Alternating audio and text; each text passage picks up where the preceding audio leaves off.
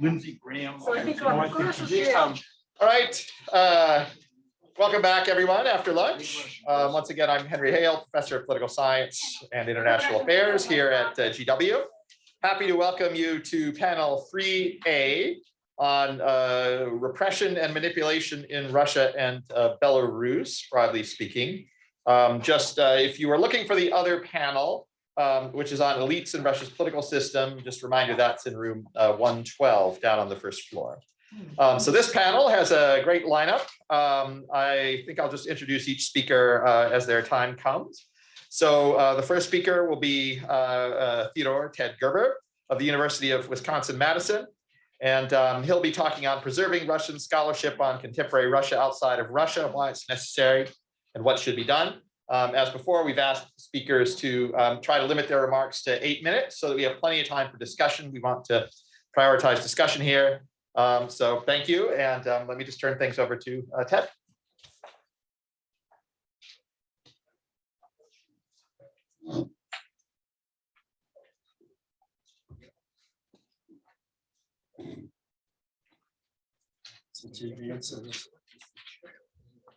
Okay, thanks. Well, like others, my title and my topic have evolved a little bit. I initially was going to do an analysis of academic trends of academic freedom within Russia, and then I thought, well, it seems like that topic is obsolete. So instead, I'm going to talk about what we might do, or whether we should, and why we should, and what we might do to preserve Russian scholars, scholarship in the social sciences in particular. But so then I ended up with a title that combines the two. So I'm going to go back and talk some about academic freedom. But here is my argument in a nutshell. It may take me 8 minutes to get through this, in which case at least you'll have a whole argument. So first of all, thinking back to the collapse of the Soviet Union, I think it's fair to say that academic freedom and excellence in social science flourished evenly in the first 10 to 15 years after the Soviet collapse in Russia. Then in the late 2000s or mid to late 2000s or so, the Putin administration began to try to exert more control over professors, over universities, over scholarship, especially in the social sciences. But at the same time, it had this goal of bolstering the prestige of Russian universities. So they had two kinds of contradictory goals. And in the end, the second goal really won out in terms of the Putin administration's policy. So we've seen a real crackdown on Russian universities. Starting in about 2012, there's a huge acceleration. And then in the last 2 years in particular, there's been quite an onslaught on academic freedom, on the ability of Russian faculty, particularly in the social sciences, to be able to express their views openly. So the invasion of the Ukraine and its consequences within Russia have now effectively brought to an end the prior era in terms of academic freedom and academic excellence in Russia, I want to argue. And so for the foreseeable future, we should forget about meaningful social science taking place within Russia. I know that maybe is pretty a little bit extreme, but I'll say why I think that is the case. And this is bad for social science, is bad because we're losing scholarship, we're losing insight on Russia. So I would argue it's not only bad for social science, but it's bad for the Euro-Atlantic alliance. It's bad for governments of NATO who need some understanding of what's taking place in Russia as we move forward in order to craft policies to counter, further acts of aggression. And so it's both desirable and possible to take measures to preserve some core of Russian social science in particular. I mean, I'm not being prejudiced against other forms of science and against humanities, but I think I'm a social scientist, that's what I'm focused on. And I think there is a national security interest of Western governments to try to preserve Russian social scientists, and that's going to have to be done in exile, in the diaspora kind of a context. So that's my argument. So, brief history. So in the Soviet Union, there was no academic freedom. That's all I'm going to say. If you want to argue with me, we can argue about it, but I think it's fairly straightforward to say, and as a result, social science in the Soviet era did not develop. It was really behind the West. There's a few areas in economics, maybe some ethnologists in anthropology, and then some nascent survey research at the end of the Soviet era. But really, there was no Soviet social science. It could not compete in any way. With the Soviet collapse, you had a sudden change in that situation. Academic freedom was quite extensive in the 1990s. The problem there was lack of funding, but Western donors in particular stepped in to create new institutions. The Russian government also established some institutions such as the Higher School of Economics, the New Economic School, European University of St. Petersburg. You know these institutions, but in the 1990s, you had the development, the growth, even the start of flourishing of social science communities within Russia. And in the 2000s, when Russia's economy improved and there was a lot more investment of money, you saw a real flourishing. At the same time, in Russian universities, there are persistence of a so-called old guard, which, particularly outside of sort of the main research universities that received a lot of funding from the Russian government, continue to adhere to Soviet-era ways within academia, and we resented the change criteria, this attempt to internationalize social science, attempt to push people in Russian social institutes to publish in international journals. Okay, so there's never been a clear there was never uniformity or homogeneity or uniform solidarity within Russia, but there was at least a lot of progress. So in the 2010s, we saw this contradictory dynamic really come to a head, where on the one hand you had a great push on the part of the government to get Russia's universities more prestige. It was understood as a signal of the country's status internationally to try to get 5 Russian universities in the list of the top 100, for example. That was one of the programs. But at the same time, you saw this growing crack and accelerating push to limit the freedom of Russian academics. And so we have, what did that consist of? Well, the foreign agent laws, they weren't specifically directed at universities, but they've been used and they've been amended in such ways that they've been increasingly used, increasingly relevant to academics. The undesirable organization law, of course, that was recently applied to Bard College and its exchange program with Russia. The anti-extremism laws are used to jail Russians who express critical views, and including professors and students. And then incidents such as the suspension of the license of EUSP. There's also been prior attempts to pressure the Sharinka and so forth. So two higher school of education Russian scholars wrote in an article in the European Journal, a Journal of European Social Policy. They started the article saying, as Russian social policy analysts working in international academic networks, we're deeply alarmed about current developments in our country, which make it harder and harder for us to continue with our work. We believe that if these trends cannot be stopped, Russian scientists will become as isolated again as they were before 1989. By the same token, international scholars outside Russia might have lesser access to information about our country to do research there. Okay, so that article came out in 2015. I think that article sums up the situation today quite excellently. It was very prescient. So at the same time, throughout all this period, we've seen new generations of social scientists entering Russian institutions, many of them Western educated, some of them Russian educated, and they produce an impressive body of work. And so, we've seen it's kind of a very different, or a very contradictory picture. With 2020 and 21, we've seen increased onslaught. There's been many reports of expulsions of students for protests, pressure on universities to comply with the authorities, give a list of students who have been protesting. And then there's been non-renewals of contracts at the Higher School of Economics. There's been the HSE adopted various policies which were interpreted as limiting the ability of faculty and students there to express their views publicly. The rector resigned last July. There was the famous Doxa case where an online student publication was sort of kicked out of the university, and the students were arrested and they weren't supported at all by the university. There's other cases, Yegor Zhukov. So all these bans and so forth, all these things, of course, pale in comparison to what's happening now as a result of the invasion. There's a criminalization of any kind of speech or statement that would criticize the war, so-called false information. You can't even call it a war. So how can you have social science when you can't call something by its name in brief? So I think we see a mass exodus of protesters. There's this shameful letter that 200 rectors or so signed, supporting the war, which got a lot of international criticism. Now, a lot of other faculty have signed anti-war petitions. So I want to point out that, it's important not to smear all of Russian academics with a broad brush just because, 200 rectors, obviously many under political pressure, signed the same. In fact, many Russian academics have opposed the war, and Russian academics are prominent among the many Russians who have, oops, that's my own. All right, so I guess I'm gonna go a little bit over. All right, yeah, so I do have 1 minute. Thanks. All right, so as a result of this, I think, and we can talk about this further, I really think it's not really, I think we're being unrealistic if we think that Russian social science can continue in Russia moving forward, at least so long as Putin and his regime are in power. So What's the problem? Well, we're going to lose a lot of scholarship.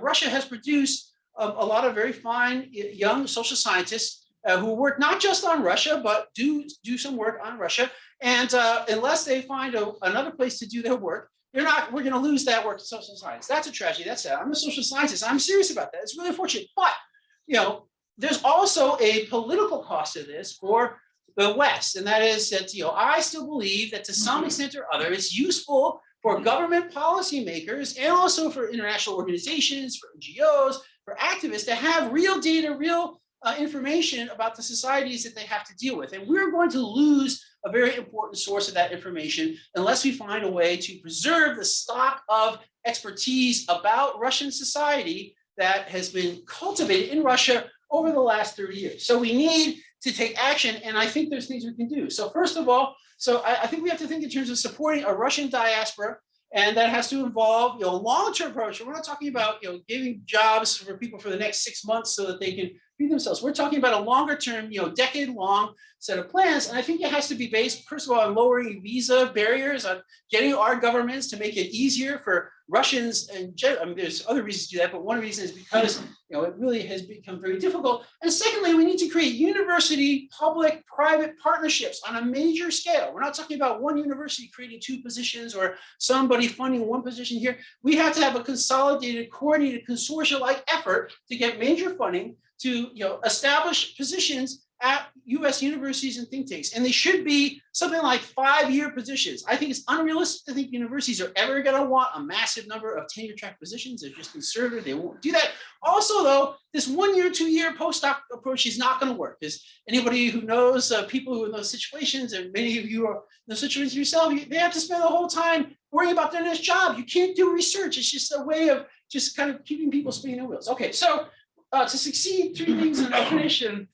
Thanks, Henry, for your extra time. I appreciate it. So first of all, we have these programs. It has to be coupled with programs to support Ukrainian scholars. Absolutely.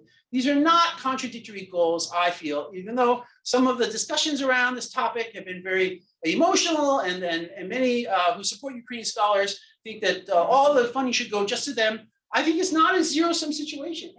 But I do think that any plan to support Russian scholars has to also be open to Ukrainian scholars. Also, we should, however, perhaps consider investing more in institutions in Ukraine to build the institutions there, because depending on how the war turns out, it's certainly possible that Ukraine, or certainly likely, in my view, that Ukraine will remain intact and be able to build its own institutions. Okay, so we don't need to think of Ukrainian scholars in exile yet, although that might also become an eventuality under some of the dire predictions. We also have to vet participants from Russia. Now, this is a tricky issue. I know we don't like litmus tests. We don't like that, but we have to make sure we don't have apologists for the regime whose sole job has been to create ideological artifacts to support Putin and his policies. We shouldn't allow them to participate. I don't think it's going to be that hard to exclude those types of people, because all we have to do is use criteria of scholarly accomplishments, and those folks don't tend to have a lot of those. Finally, then, we need to support Russia research and scholarship on other countries in Eurasia, not just Ukraine, not just Russia, but Central Asian countries, countries of the Caucasus, Eastern European countries, because we do have a record of privileging Russia within our larger field of Eurasian studies, and that should end. But that doesn't mean we should just forget about Russia entirely. Okay, thanks a lot, and sorry for going on too. All right, thank you very much. So our next speaker will be Samuel Greene from King's College London, and since people are kind of updating their topics, maybe I'll just let him introduce his own topic. So Sam, the floor is yours. Thanks. You're grateful. So while this is loading, I would start by saying that I would endorse everything that Ted just said. First of all, and second of all, just add there was a decree this morning, actually, this morning our time, from the Russian Ministry of Education, banning the teaching of sociology, political science, and social anthropology in all pedagogical universities, so teacher training programs, essentially. Right, the state of Florida would be proud. This is, again, I endorse all of that. Okay, my topic hasn't changed. I want to talk about censorship and how it works in Russia, and in some comparative perspective. Let's see if I can get back here. Okay, so briefly. autocrats like to control the media, right? This is not surprising to any of us. There's good reasons for it, right? It's useful in terms of their ability to control the other things that autocrats like to control, like the streets and elections, public opinion more broadly, and elites, right? But not all censorship is created equal, and autocrats, we need to recognize, have choices in how they do this. Broadly, we can identify sort of two pathways that autocrats tend to use to affect media control. One that is a little bit softer. It's focused on co-opting and cajoling and persuading audiences to see things in particular ways, but particularly media outlets to talk about things in particular ways. Right?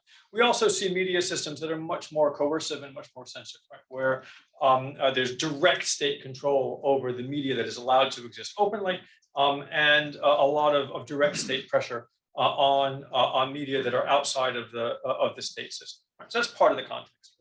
Another part of my motivation in wanting to think about this, particularly in the context of this war, is that things are changing, right? So some of the systems, particularly I'm going to argue Russia, that had been up until the present moment, right, primarily in this first camp, right, sort of the co-optation and persuasion camp, right, seem to be moving towards harsher tactics of media control. So we want to understand what the impact of that may be, right? There is, I'm going to go out of order a little bit. There is an evolving and very important theory out there of an informational autocracy. Sergei Gurdjieff and Dan Treisman have a book coming out. If it's not out at the moment, it will be tomorrow. And they've had papers out on this as well about the role that information and information control plays in 21st century authoritarianism. A lot of that is around a presumed preference, right, for this first mode of media control, right? So for persuasion rather than coercion, something that Graham Robertson and I have argued about in our discussions of sort of the role of co-construction, right? So both bottom up and top down dynamics coming together to create authoritarian legitimacy. A lot of this research, though, focuses on poll responses, right? Survey responses, people's expressed opinions, and the ways that people vote, right? As the outcomes, right, of all of this media pressure. At the same time, we don't have a whole lot of research on how audiences, right, how media consumers respond as media consumers rather than simply as voters and survey respondents to some of this media pressure. There is actually, obviously, a lot of research out there. There's a very good research by Sarah Oates, Regina Smith, Maxim Lyukov, looking at how people respond to the information they do get, right? Less research about how people respond to the information they don't get, right? So that's one of the things I'm not going to say I've accomplished that. One of the things that I want to try to get to here, right? So this memo draws on 4 surveys done in Belarus in 2020, 2021. Unfortunately, not a longitudinal study. We surveyed about 1,200 people in each of those years, right? And this fits into the sort of the coercive camp, right? So the Belarusian approach to managing media has really, since Lukashenko came to power in 1994, been very robust, right, for lack of a better word. In Russia, we've got another 2 surveys, one in 2019 and one in 2020. This was longitudinal, so we had 1,200 people in the first wave, and about 350 of those we were able to recontact a year later, as much as I would have liked, but enough to get some results, right? And again, we're seeing Russia sort of in this camp for the moment, at least, of a more co-optive approach. I think that's changing, but after the survey. Importantly, things did change in both of these countries between the 2 surveys, right? So the first one in 2020 in Belarus happened right as the protests were kicking off around the election or supposed election of re-election of Lukashenko, right? Between the 2 Russia surveys, we had the referendum on the constitution, so to speak, and we had also changes in the media system itself, which I'll come to, right? So broadly speaking, and there's a lot more detail in the paper, which will get circulated. What we see in Russia, right, has been the creation of a gray zone, right, somewhere between outright independence, right, and outright servitude to the state. There's a big sort of state media sector, right? There's a declining independent media sector, but there's a lot of media in between, and a growing number of media in between, right? In the time period that we have between these two surveys, right, we've seen a decreasing breadth of independent media consumption, right? So even those people in the surveys who prefer to consume independent media, right, have been focusing on a smaller and smaller number of media outlets. Not surprising because the sector has been shrinking, right? But as we've seen, for example, with the cooptation of Legitimacy, right? So Legitimacy had a change in ownership between the two surveys, had a change of the entire editorial team, mostly. Right, they were actually able to retain most of their audience, and a lot of the people who left Legitimacy in the survey and looking for other news outlets ended up going even more to state-linked outlets and to gray zone outlets rather than to other independent media. See a very different picture in Belarus, right, where there has for a very long time been no middle ground between oppositional or independent and state media. What we've seen again over this period from 2020 to 2021 is in fact an increasing breadth of independent media consumption. So those who prefer independent media, which actually are the majority of our survey respondents in Belarus, have been finding new media. And particularly this is important because the most popular independent media outlet, Tutbai, was shut down in between our two surveys. They reconstituted themselves as Zerkala, but they lost most of their readership. The readers who left Tutbai went to other independent media outlets. They were lost to the state, and there was no opportunity for the state to regain them. Right. As a result, we see a very different picture. This is hopefully visible in terms of what media polarization looks like in Belarus and Russia. Right. So two graphs on the top are from the Belarus surveys, where we have is people who prefer independent media, right, and the range of sort of their attention to the most popular and the least popular media outlets that we identified as either independent or state-linked, right? So only 14% of those Belarusians who consume most of the independent media, right, consume the most popular state-linked media, which was the TV station ONT, right, in Belarus, right? Statists, those who prefer state media are a little bit different, right? So 52% actually of those who prefer state media in Belarus were still consuming Tutbai. During the first survey, right? So they were getting some exposure, but most independents, right, were not getting any exposure to state media. Very different picture in Russia, right? Much more overlap. Pretty much everybody who is who prefers independent media is getting a lot of exposure to state messaging, right? A little bit different again on the other side. Statists are somewhat less likely to get exposure to independent messaging, but there is still more overlap, and part of the result of this kind of gray zone, right? So what does this mean? It suggests, I think, that co-optation, from the state's point of view, what they want is to get their message across and actually change people's opinions, right, is a more effective strategy of media control than coercion is. What Russia had been doing up until the moment, right, should be more effective, right, than what Belarus has been doing.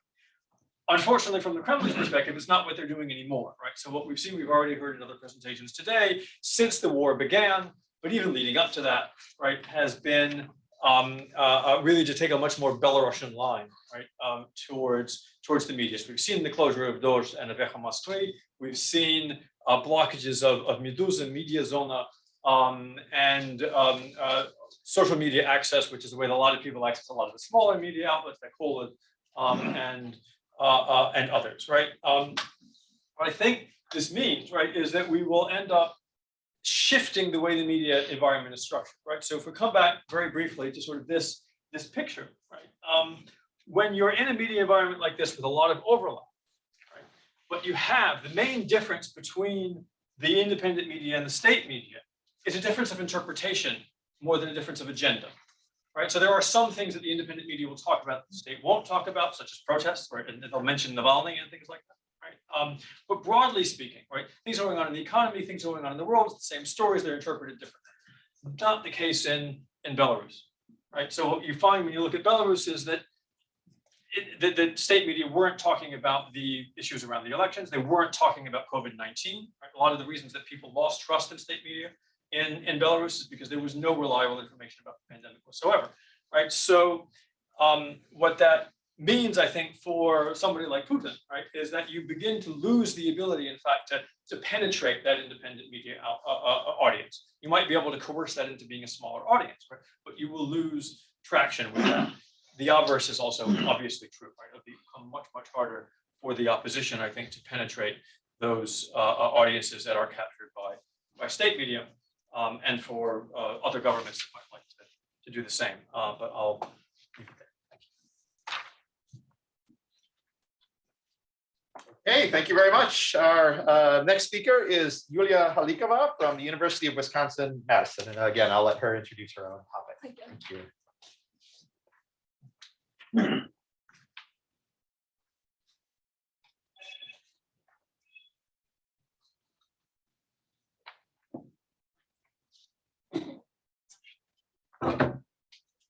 All right.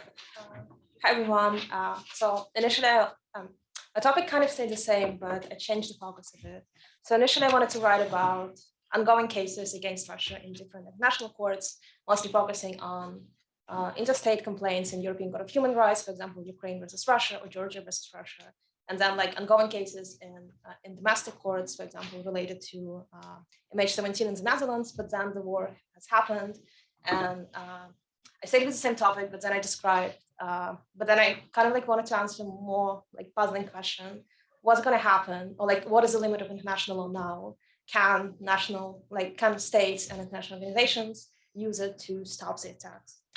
A bit of background. So current international system very much is a product of the Second World War. So after the end of the war in 1945, the UN and then Council of Europe were created, and they were all like aimed at stopping another war from happening. But then the system was working until now, but it all stopped working months ago when Russia invaded Ukraine. At this point, it's really hard to imagine how international order will look like in the future. And then, of course, a lot of things depend on how the war ends. But one thing is clear, that it's going to be different.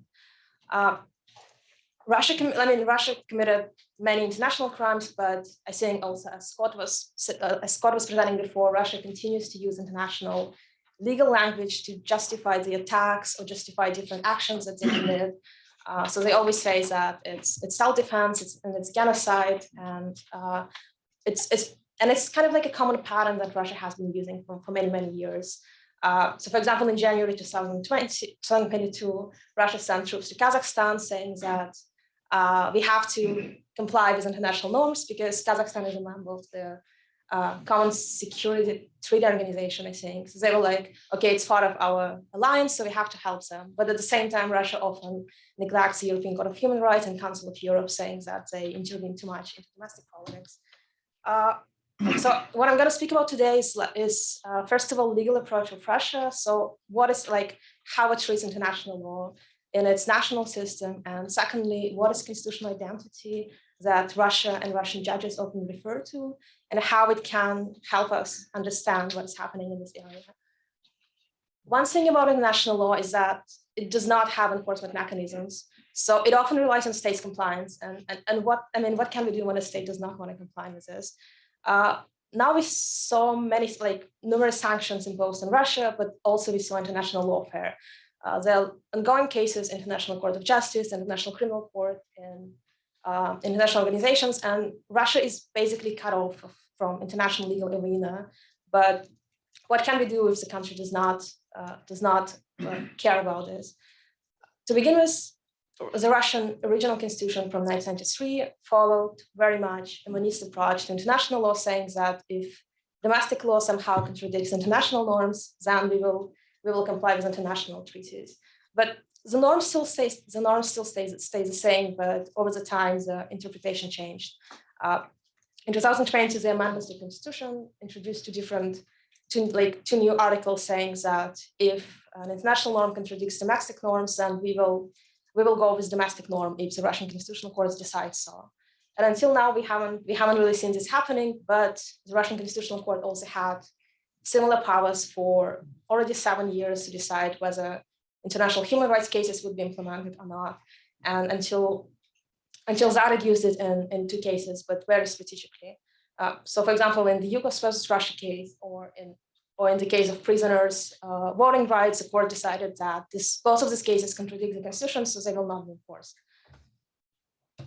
At the same time, so Russia has this legal leeway of not implementing rules, mostly, of course, targeting domestic audiences, because outside of Russia, these norms do not really matter. But I also But many scholars will find that Russia has a very, very different understanding of constitutional identity and very often human rights and legal norms. So for example, Putin often refers to sovereignty and a special way that Russia has in domestic politics, but also in international law. So here I cite one of his speeches in 2014, which he spoke after the annexation of Crimea. In the end, he's saying that we have to understand the true sovereignty and use it to strengthen the role and the importance of international law, rather than banning standards to suit someone's strategic interests. And that is a legitimation pattern that he has been using ever since. In my own research, I mostly focus on the Russian Constitutional Court, and then I study how the court uses this legitimation practices and patterns in its decision-making. And starting from around 2010, he also started to use different traditional values and try to promote conservative ideas in his decision-making. The chair of the Russian Constitutional Court, Valery Zorkin, is also very much supporting the same values as Putin does, and he often transports them in media reports, but he also writes them in court's judgments.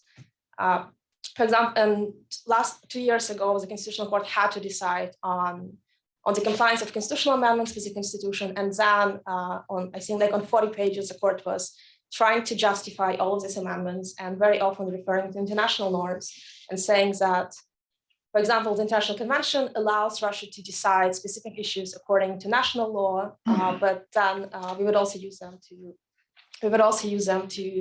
kind of decide the way we do.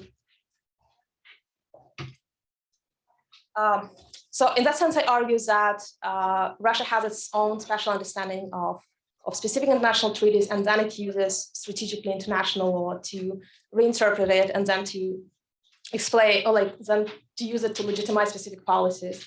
So here is one graph of the Constitutional Court's caseload, which shows a number of cases decided by the court over the years, but it also shows a number of cases that have at least one citations to international law or international precedent. And based on this, we can see that the court very often uses international law, and then it very often uses it to achieve specific strategies of legitimation. What does it tell us? So in general,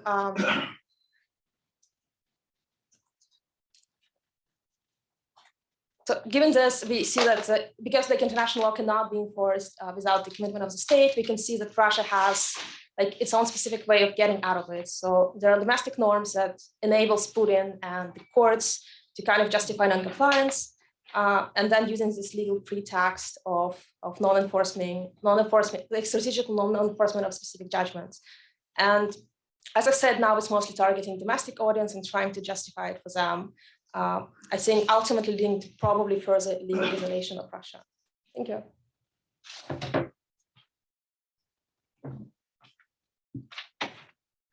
Hey, thank you very much. And the final speaker in this panel is Katie Stewart from Knox College.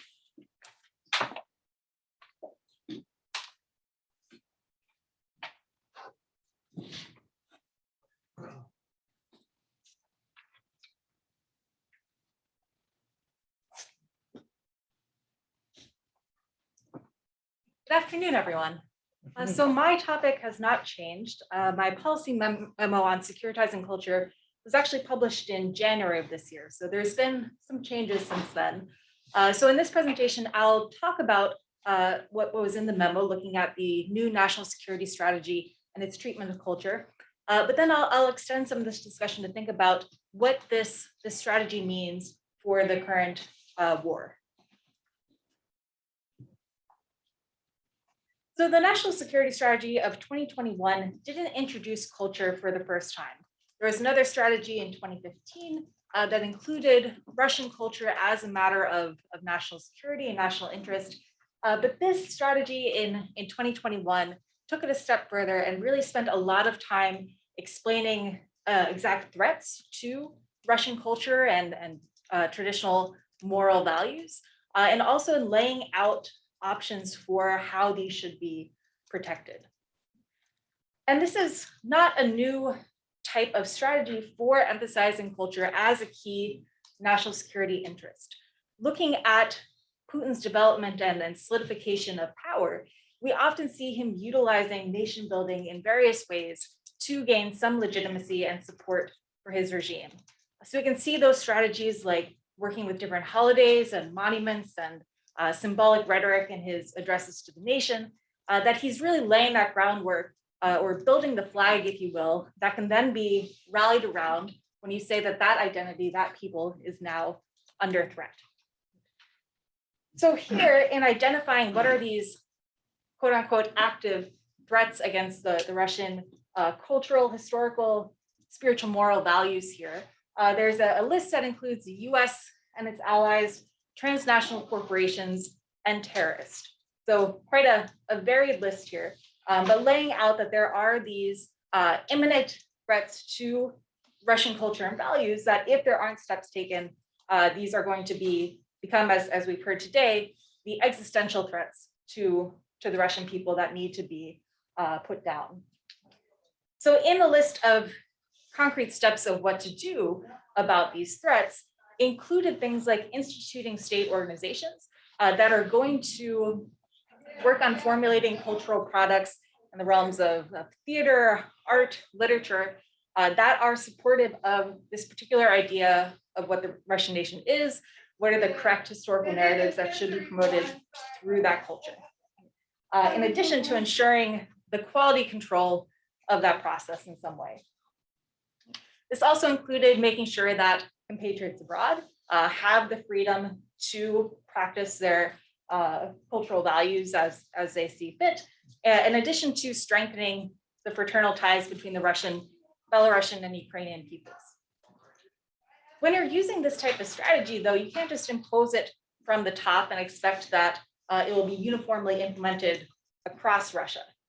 So when thinking about this, we also have to look at who are those actors, who are those agents that are going to work in this cultural field to make sure that these agenda items are seen.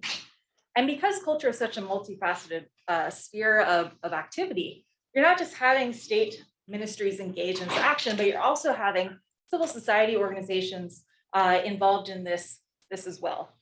And this can be useful and a little bit dangerous for Putin in a couple ways.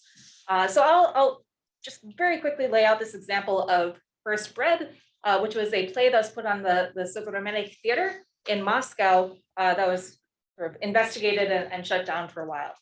And that all started because civil society organizations like Veterans of Russia, Officers of Russia, and Serb said that, this play is offensive to veterans, it's using too much profanity, it's promoting same-sex relationships, which is against what Putin has been talking about and what some of the new laws have said shouldn't be fulfilled. So here, when they're calling for this play to be put down and calling for this investigative committee to look into it, you can have that distance and say, the state's not engaging in censorship here. This is the will of the people trying to be carried out in terms of protecting and promoting a different version of the Russian nation. Okay? And so the Public Council of the Ministry of Culture picked up on this, and this is a grouping of, I think it's 36 cultural elites. They're supposed to effectively serve as a channel between the public and the Ministry of Culture, bring up the public interest to the Ministry of Culture, transferring back down what the ministry is trying to implement. So Lermontov, the chairman here, thought that the Public Council should hold public hearings to make sure the theater repertoires are in accordance with these Russian values. Lubimova, the Minister of Culture, said that no, censorship is wrong. Lermontov actually didn't coordinate this statement with us, so the Ministry of Culture can't give blanket approval to these sorts of censorship activities. But if there's something in that cultural sphere that's in violation of the law, we should probably look into it as well. So here, when you have these different agents, you have the ability to distance yourself from some of the activities that could be seen as severe repression. If you can outsource that to non-governmental actors and create that distance, it can be sort of useful for maintaining power.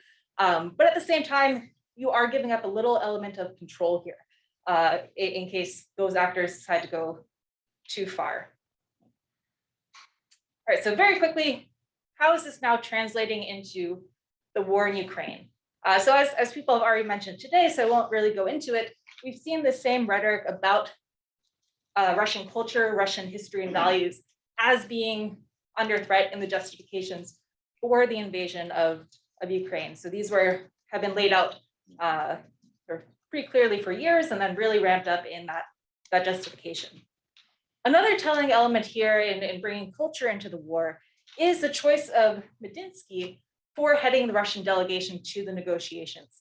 So he was Russia's culture minister for about 8 years there. He's now currently Putin's aide in the sphere of history and culture, editing Russian history textbooks as the head of the Russian Military Historical Society. And what's important here is that he has a very similar vision of what the Russian nation is, what those boundaries are, to Putin. So in April of 2021, he was meeting with the Federation Council to talk about matters of history and how to properly tell Russia's history. And he brought up the question of, well, how did it come to be that great Russian lands are in Ukraine, Belarus, and Kazakhstan? So this created some questions, as you might expect. So Peskov got involved and said, he is Putin's aide, but he's not saying policy here. This is a scholarly question that Medinsky is trying to get at. So don't read too much into that. So can't be certain here, but it might say something about what is sort of Putin willing to compromise on here in negotiations. So if Medinsky holds these same visions of what are the boundaries of Russia as Putin, there is potentially then less wiggle room for Putin to make concessions. Just very quickly, I'll just make a statement, happy to talk more, because culture has been brought to the fore as one of the main components or what is this existential threat to Russia. Cultural figures then can play a big role both in voicing support for the war and in voicing opposition, because they're then seen as sort of the voice of what Putin is trying to protect here. All right, thank you. Okay, thank you very much. So we can now turn to the question and answer discussion period. So thanks to our speakers for keeping the talks brief so we can have some good time for that. So just remind people who are joining us online to submit your questions via the chat. So I'll come to you as the others in the room in due time. So maybe let's take a first group. Let's see, please. Yes, in the front row. Thank you. One quick question and one difficult question. A quick question to everybody. Why do you think the woman on the state Russian TV did not perish in jail? The second question is very difficult. Yulia provoked it, but I don't know anybody can answer it.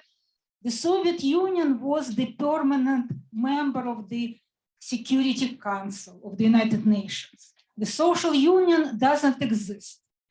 So Soviet Union. Russia assumed the position of the Soviet Union.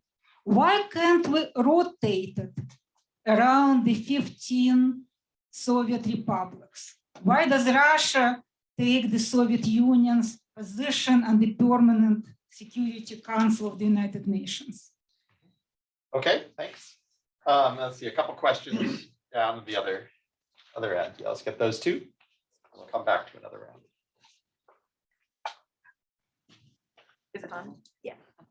Hi, my name is Sarah. I am a program associate with Freedom House.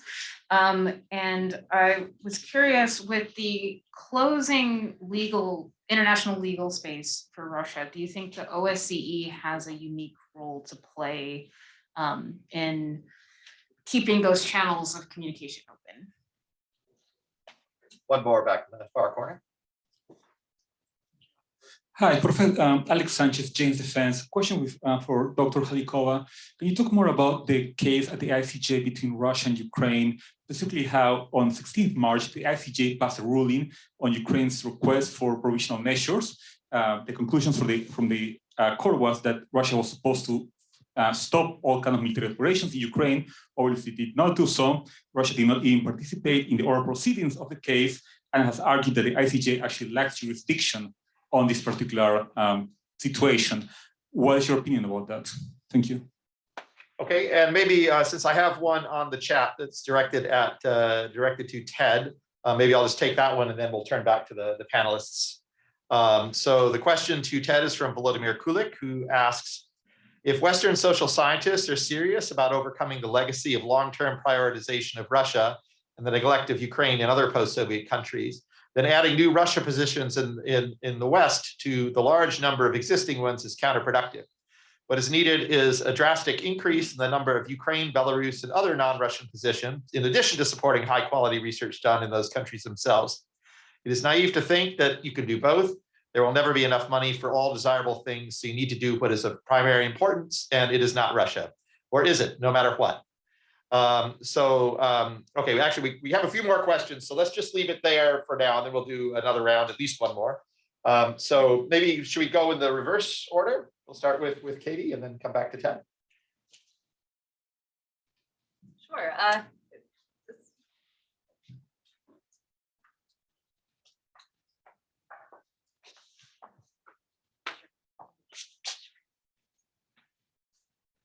All right, so I might be able to talk a little bit about the first question of why was a woman on state TV? Why didn't she perish in jail?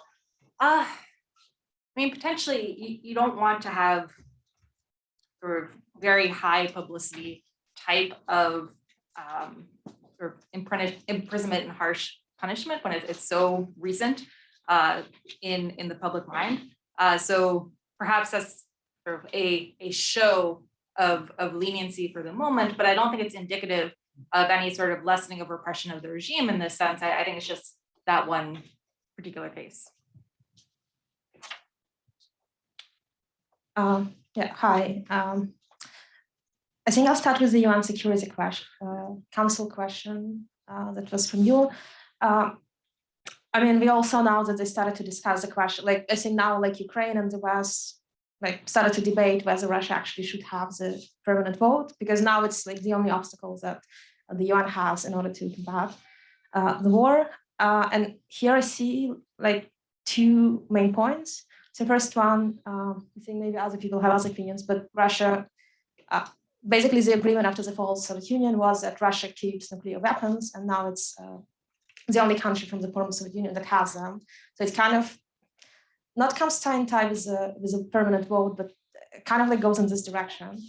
And secondly, the second point goes to Russian domestic law. So in 2020, Russia also changed the constitution saying that Russia is a legal successor, or like Russia acknowledges that it's a legal successor of the Soviet Union.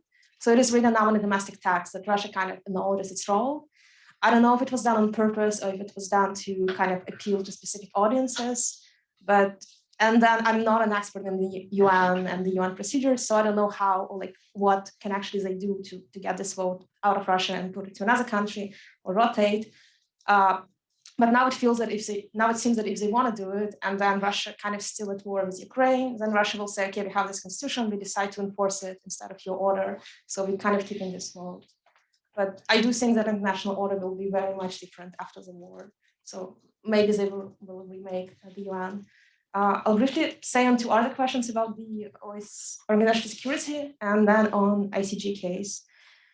So for organizational security and cooperation in Europe, it's hard to say because like Russia is also a part of it, but to be honest, I think maybe you know more, but I actually haven't seen much of how it engages with the current war, except like helping on the ground, because they haven't made statements.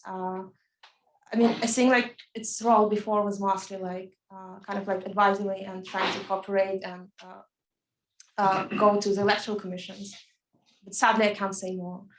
And for ICG case, so the hearing on March 16th was a preliminary order, right? So they still have to go through the whole proceedings of the case. And for those in audience who don't know, the ICG is kind of like a court connected to the United Nations, and then they decide all these issues. So far, it says that Russia should stop all the military operation, and Russia, I mean, on the first hearing, Russia did not even come, saying they didn't have time, and then they, I don't know, I think they tried to like gaslight the whole proceedings. But now, I don't know what's going to happen, because until we have an order, of the court, and until the Russian Constitutional Court decides not to enforce it, it's really hard to speak in legal terms about what is happening. But I tend to be on the pessimistic side of international courts in this regard, unless Russia is losing the war. Yeah, thank you. Thank you. I want to address the Ovsyannikova question, because I think this is important. And there's a lot of misunderstanding and disinformation. And I think if we're going to fight disinformation with one hand, we don't want to create it with the other. Ovsyannikova was tried on an administrative case, right? Administrativное дело, in English, it's essentially a misdemeanor, right? It was a misdemeanor connected to a video that she published on social media, right? That happened before what happened on Первый канал. She is facing an investigation from the investigative committee, which will eventually make a determination about a prosecution, right, based on what she did on television, right?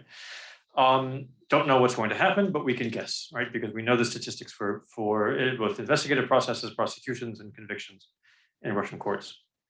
There was no opportunity on a misdemeanor trial to sentence her to jail, right? It's simply not an option, right? There will be an opportunity on the criminal case. That's an уголовная статья. It's a criminal case that will be brought, assuming that it is brought, right? Russia is a harshly autocratic system, right? It is not, however, characterized by summary justice, at least yet, right? We haven't gotten to the point where people are arrested, tried, and sentenced within days. Even Navalny, right, went through a relatively protracted process. I mean, that's the long answer to the question. The shorter answer is еще не вечер. There's time. Okay, thank you very much, Vladimir. If you're watching still for the question, I really appreciate that this is a major concern, and it's a difficult question.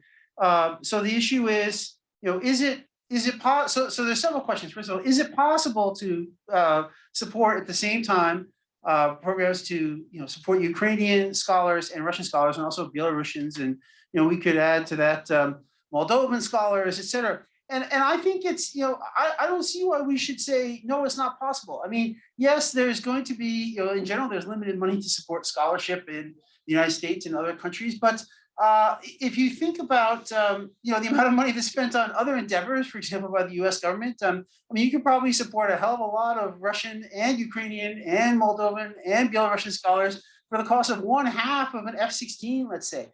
And so, I think it's already surrendering if we already say, well, okay, this is a zero-sum game, and every money that's gone spent to Russia scholar is money taken away from a Ukrainian scholar, vice versa. I think that we as academics should not take that approach. We should say, we should advocate for what should be done and not acknowledge, or not accept that there's some kind of ceiling on. So we start thinking of those zero-sum terms. Now, I know that right now there's a lot. I mean, I've certainly heard from in PONARS discussion list and others that there are certainly a lot of Ukrainians who quite rightly right now are against any kind of collaboration, any kind of cooperation with Russian scholars, and don't want to, wouldn't want to be maybe in the same program as a Russian scholar. And that's fully understandable and under the current circumstances. But let's see how people feel a year from now, 2 years from now. I mean, I understand that right now it's hard to conceive of any kind of forgiveness or any kind of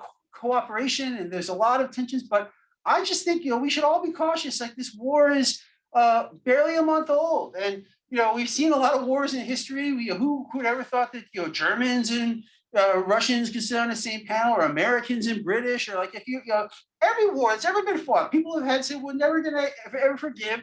And by and large, over the course of time, there is some forgiveness. There is some rapprochement. It's not impossible. And then finally, about the larger issue of the dominance of Russia within Russian studies, within history, within social science. Well, look, I mean, Western social science is very Western-centric, and it's also canonical, and so it is with the humanities as well. And that's just a fact of life. And so Russia, for whatever reason, figures more largely within the canons of Western social science and humanities work because of the prominence of Russian culture as a somewhat, if contested, European, if contestedly so, European country. Now, look, I agree. Intellectually, there's no reason why Russia is more interesting and more important than is Ukraine. But the same goes for Afghanistan, for Iraq, for Sri Lanka, for any country in the world. So if we're, so on the one hand, intellectually, of course, we should not privilege Russia, nor should we privilege the United States. And that's, 90% of sociology in America is about America, and I think that's a mistake myself. Okay, but aside from the intellectual case, we should be practical about the foreign policy implications of the work that we do. And the fact of the matter is Russia that has a vast nuclear arsenal, it's Russia that has vast hydrocarbon reserves, it's Russia that has a huge population, it's Russia that has conducted wars on other countries, not Ukraine. And for those reasons, it's just not realistic to think that as social scientists, we should treat Russia just like any other country. So unfortunately, I guess, yes, I think it's inevitable that there should be considerable resources devoting to the modern understanding of Russia, if not for intellectual reasons, then for geopolitical national security concerns. Okay, thank you. So, okay, we have some more questions accumulating. So let's see. First of all, the gentleman in the check shirt. Oh, sorry. And then in front of him. Thank you. So I'm Andrei Bakarov, former Elliott School student, and now I work for Closeup. First question is for Dr. Greene. It's quite methodologically convenient and easy to do media studies and kind of distinguish between liberal media practices and democratic media practices. But it seems nonetheless that there's quite a international and, if not globally speaking, mistrust of the media, regardless of whether or not you're a civilian in a democratic state or in a liberal state. It doesn't matter whether or not President Biden, for example, opened these intelligence briefings with ODNI and FBI and company, right? We have seen this for the first time in national security history of the United States, and yet there's still some backlash, domestically speaking, towards how even people in democratic states perceive these kind of methods of communication, right? So then why do you limit your argument or your methodology or your scope towards exclusively speaking kind of medias in illiberal states? And why do you think this is kind of a prevalent pattern for all civilians, regardless of what kind of regime they're under? And as for Dr. Gerber, my question is, look, why don't you just cut your pedagogical losses in the same way that the United States is always much rather going to fund an F-16 than Ukrainian kind of migrants or whatever else? Look at, for example, the attraction, the scholarly attraction, and how PhDs are being done in the United States, for example, right? I mean, it is much more interesting to do a PhD in the United States in regards to some sort of Russian geographical or socio-political notion. If, for example, somebody were to talk about like Romania, for example, or Poland, these kind of PhD projects would not be as well funded.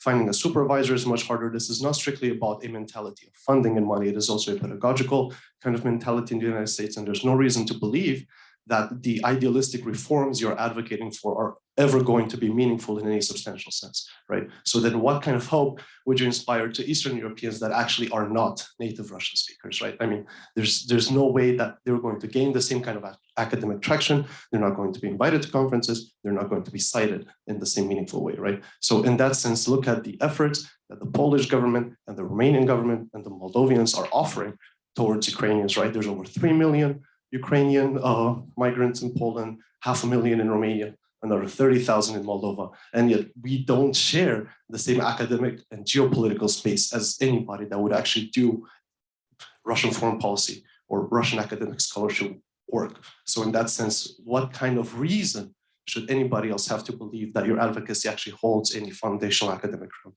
Thank you. Thank you. So right in front of him, Steve. Steve Crowley, Oberlin College. So maybe a comment to Ted Gerber first. Not to overdraw the Hitler analogy, but I think about the 1930s and all the German scholars that fled Nazi Germany to come to the United States and the great benefit that came to the United States from that. So that's something that hopefully our policymakers would consider. And I don't see why that wouldn't also apply to scholars from Belarus, or frankly, the scholars that are fleeing Ukraine and elsewhere. So just a thought. And then a question to Sam, and apologies for throwing out, an invitation for speculation. But now that sanctions are starting to bite in Russia, how does this new media configuration that you're talking about affect the Kremlin's ability to sort of pitch or frame the hardship from sanctions to the Russian population?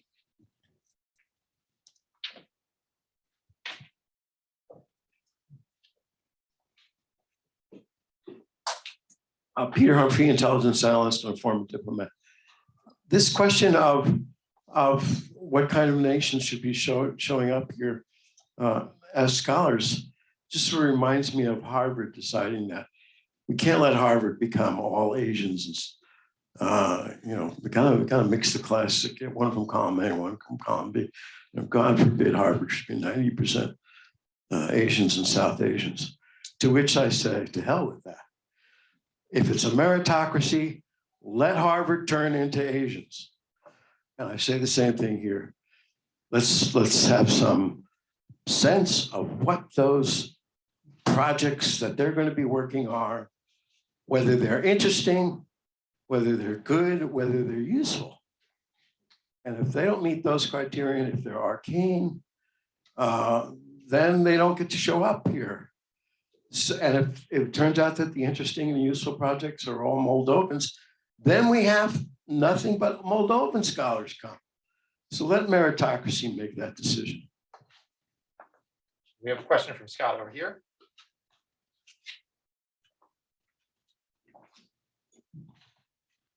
Our end over here, yeah.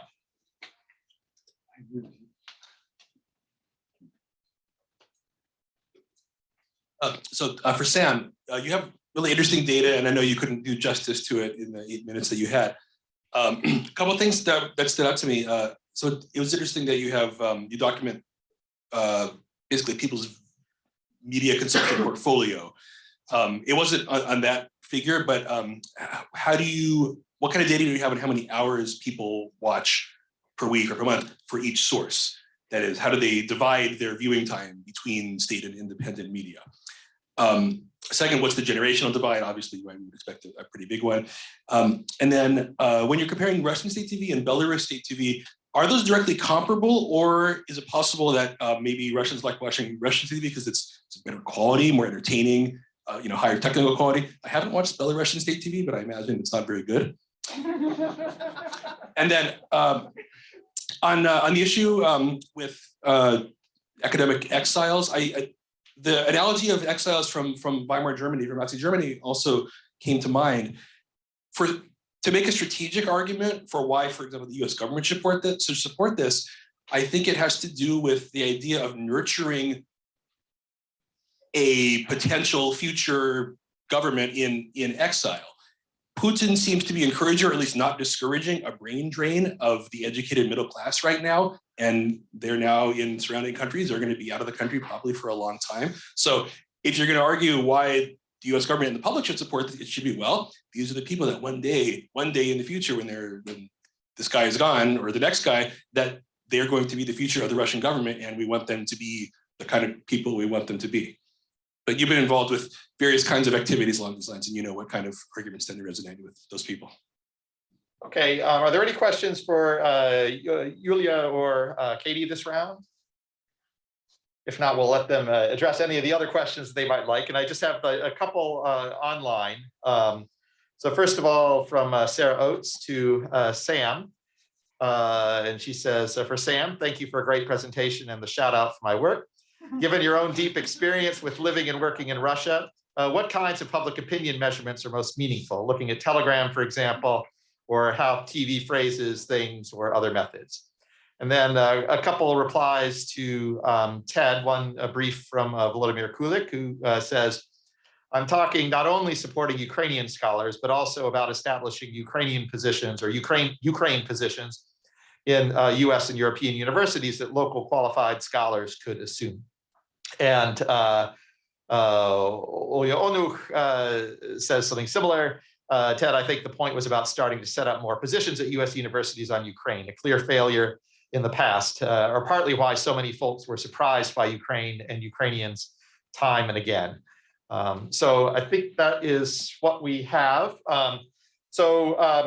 Maybe let's go ahead and get like Katie or Yulia weigh in on any final remarks you might want to make if you want to make them. No obligation, but please feel free. Yulia, do you have any? Okay, and then let's go to Sam and then wrap up with Ted. Okay, so thanks for the questions. All of them, actually, they're all excellent questions. I'll try to answer all of them, at least briefly. I really appreciate the question on trust and on the broader comparative context. I'm supposed to be on sabbatical this year, and my sabbatical project actually was to build a project to compare what I'm seeing in Russia and Belarus, which is where I start, because that's simply where my work is, right, where it's always been, to what goes on here and in the UK, where I live and work, right? So it's absolutely the right question, right? I'm not saying there's anything special about Russia and Belarus. I think the difference between Russia and Belarus and the dynamics that we see here is interesting. What I think is, to come to this issue of trust, there's an academic paper associated with all of this that looks specifically at why people consume media, right? And why people consume the news. And the argument there is that trust actually has very little to do with it, at least in the present moment. It has much more to do with socialization. That we consume the news because we need things to talk about with other people, right? And so we're getting our cues from the other people rather than picking news sources because it helps us make decisions that are actionable in kind of a rat choice kind of context. So it's more of a social rationality than a material rationality, right? Which I think goes hand in hand with the broader breakdown in trust between citizens and states when it comes to delivering material results. But that's a much bigger argument, right? So yes, is the short answer to your question. Sanctions and media configuration. I think this can play in a couple of different ways. One is that in the short run, at least, it does strengthen the state's ability to create a kind of rally around the flag, right? And I think we're beginning to see that. They are getting some traction with a rally around the flag, very different from the Crimea rally, right? Structurally, emotionally, in terms of content, it's a top-down process rather than a bottom-up process. But what we seem to be seeing, in part through coordinated state TV messaging through schools, through the church, through other sorts of organizations, we're seeing ritualization of participation in the war, right? Which is the kind of thing we would expect to generate the horizontal ties that actually make a rally work, right? And so that I think their strength, and I think where they run into difficulty is a little bit later down the line when the economics begin to bite, right? Because at some point, people are going to start looking for reliable sources of information on how to cope. And I don't think that the state television and the state media are going to be very well positioned to do that. I think they're going to have a very hard time figuring out how to message that in a way that's congruent with other messaging that they have to do. And I think that's going to push people towards other sources of information. Whether that pushes people to independent news, I think is I'm skeptical. I think it tends to push people, particularly in Russia, towards more interpersonal communication, right? So looking to your very proximate social networks as sources. This I come back to the kind of work that Jeremy Morris and others do, right, about that you've done, right, on these sorts of informal networks. So I think that's going to be important. But the state media may play less of an important role in those social networks, right, as a source of sort of orientation and focus, which could play to Putin's detriment in the medium to long run. Scott, you had a whole bunch of questions. Intensity per source. What I don't have sort of the hourly sort of per day, but what I do have is sort of the frequency with which people use different each of these sources, right? So they have a long list of media sources they can choose from, and they indicate whether they do it daily, weekly, monthly, right? Less than that. I haven't crunched those numbers, but it's there. The generational divides that I've seen, at least so far, are what you would expect them to be. And they get cuts in two ways. Older people tend to use more media in general, right, than younger people. But obviously, younger people tend to be more online, higher use of social media, and that sort of thing. Comparability between Russian state TV and Belarusian state TV. Obviously, people in Belarus watch a fair amount of Russian state TV. Not for the news, because they can't get the news usually. But they watch it for the entertainment. But one of the things that actually draws people into watching news on both Belarusian and Russian state TV is the entertainment. So people tend to turn it on for the entertainment programming and then leave it on for the news. Not quite sure whether that's meaningful at all, but it's what comes to mind. On Sarah's question on how to measure public opinion. I think this is a challenge we were talking about, over lunch with Ted and with others. How we're going to measure anything in Russia going forward, right, is going to be very difficult. Our ability to run the sorts of things that we used to do, polls, focus groups, to do any kind of ethnographic research, right, is going to be very severely limited. That's going to put us in a position like we were in the Cold War of doing a lot of discourse analysis, which tells us what people are saying, doesn't tell us anything about how people are receiving it, right? I really don't know the answer to that question, but I would welcome the opportunities to sit down. We're going to have a lot of questions, conversations as a discipline about how we do this. Before I hand the microphone to Ted, though, I do want to address some of the questions that if I may, that have been sort of thrown in your direction, because I'm in a similar position, right? I run something called the Russia Institute, and it is look, it's a challenge. It's a challenge that we've gotten wrong for a lot of years, right? As we've gotten a lot right for a lot of years, but we have some questions to answer as a discipline.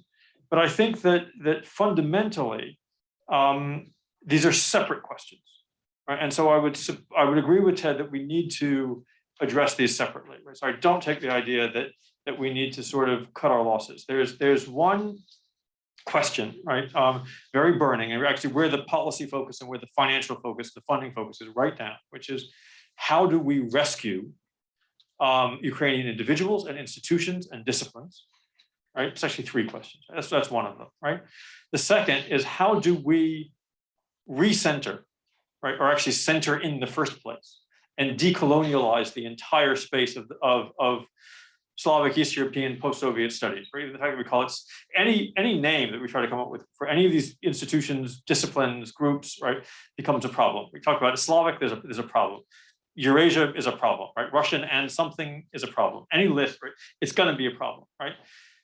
Do we deny that this is a region that actually has something to do with itself and each other? That's also a problem, right? So there's not going to be a perfect solution to that, but we need to grapple with it, and we need to grapple with it with much more seriousness and urgency than we've ever grappled with it before. And yes, we absolutely need to be establishing new programs and new positions, right, in much greater volume than we ever have before, and probably then we will be able to, right? The question I think that Ted has raised, very briefly, sorry. Very briefly, the question I think that Ted, this is important, the question that Ted has raised, right, is that alongside those two things, but fundamentally separate from those two things, we are facing the very real possibility of losing the ability to conduct any social science research in or about Russia, to work with, to maintain any connection with the body of knowledge and understanding that's been generated by Russian social scientists over the last 30 years, right? That's also a fundamental problem, right? It is linked to the others, however, only to the extent that resources in the world are eventually finite, right? But solving one problem, right, does not help the solution to the other or detract from the solution to the other. We do not end up fundamentally in a better place if we have solved the first two problems, right? Rescuing Ukrainian scholars and institutions and rebuilding the structure of post-Soviet studies, right? And yet we decide to do those two things at the expense of any ability to conduct any research in and about Russia. I realize, I mean, look, I'm a Russianist, and so I have a stake in this, but that would be my argument. Okay, so yeah, Ted, take the time you need to respond, but just keep in mind you're between us and the coffee break, so we want to hear you, but well, maybe like if we could end at like 10 till or something like that. I just want to say that I hope I can enlist Sam to introduce other questions I get posed in the future, because that really was a great representation of my position. And look, I mean, so I direct two things. I direct the Center for Russia, East Europe, and Central Asia, which is a Title VI funded center, and I also direct something called the Wisconsin-Russia Project. So I kind of live in both worlds. On myself, I mainly don't work on Russia. I've also done research on Estonia, on Hungary, on Kyrgyzstan, on Georgia, and on Ukraine.